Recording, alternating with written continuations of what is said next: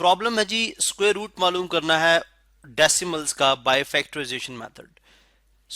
Decimal क्या है? 30.25। अब 30.25 का मुझे स्क्वायर रूट फाइंड आउट करना है, तो मैं इसके ऊपर स्क्वायर रूट का जो सिंबल है वो डाल देता हूं। अब ये स्क्वायर रूट का क्या जवाब होगा? बाय फैक्टराइजेशन मेथड करेंगे। इसका मतलब है सबसे पहले हमें 30.25 जो है इसको फ्रैक्शन फॉर्म में लिखना होगा, जो कि सिंपल सा मेथड क्या है कि हम डेसिमल की जगह 1 पुट करेंगे और जितने डेसिमल के आगे डिजिट्स हैं उतने नीचे जीरो लगा देंगे। सो 3025 डिवाइडेड बाय 100, तो देख लें ये बन जाएगा 3025 divided by 100 whole square root. इसका हमें स्क्वायर रूट फाइंड आउट करना है।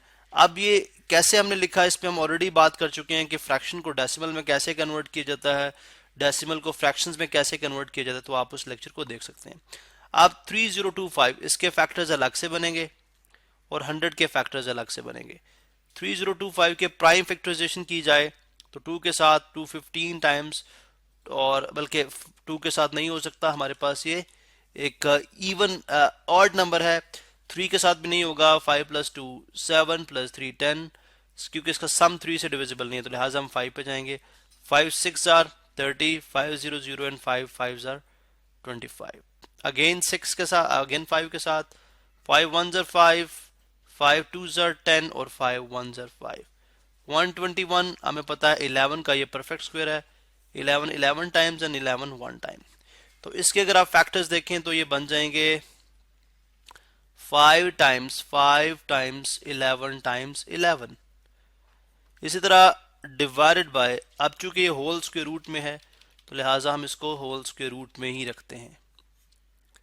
होल स्क्वायर रूट तो ये आ जाए जी 5 multiplied by 5 multiplied by 11 multiplied by 11 divided by, अगर आप 100 के फैक्टर्स नहीं बनाएंगे तो बनेंगे 2 टाइम्स 2 टाइम्स 5 टाइम्स 5, यानी प्राइम फैक्टर्स।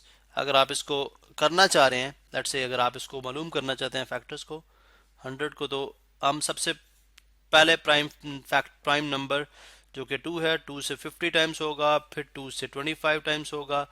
अब ये 2 से नहीं हो सकता तो 5 5 are 25 एंड 5 1 are 5। तो ये मैंने फैक्टर्स जो है डायरेक्ट लिख दिए। तो ये हमारे पास जो है आप पेयरिंग बनेगी, पेयरिंग की जाएगी, ये एक पेयर, ये एक पेयर, ये एक पेयर और ये एक पेयर।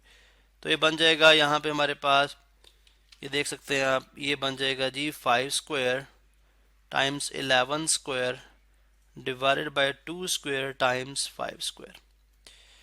होल स्क्वायर रूट में प्रॉपर्टीज हम रेडिकल की जानते हैं कि क्वेश्चन में अगर कोई चीज हो तो उनका अलग अलग से स्क्वायर रूट लिया जा सकता है।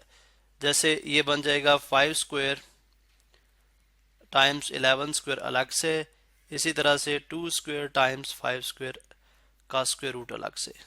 प्रोडक्ट फॉर्म में हो तो उनको अलग अलग किया जा सकता है, ये भी प्रॉपर्टी है हमारे पास। तो ये बन जाएगा जी इस होल स्क्वायर रूट 5 स्क्वायर अलग से, बल्कि होल नहीं अब अलग अलग कर रहे हैं, 5 स्क्वायर स्क्वायर रूट के साथ अलग से, 11 स्क्वायर स्क्वायर रूट के साथ अलग से, इसी तरह से 2 स्क्वायर स्क्वायर रूट के साथ अलग से और 5 स्क्वायर स्क्वायर रूट के साथ अलग से।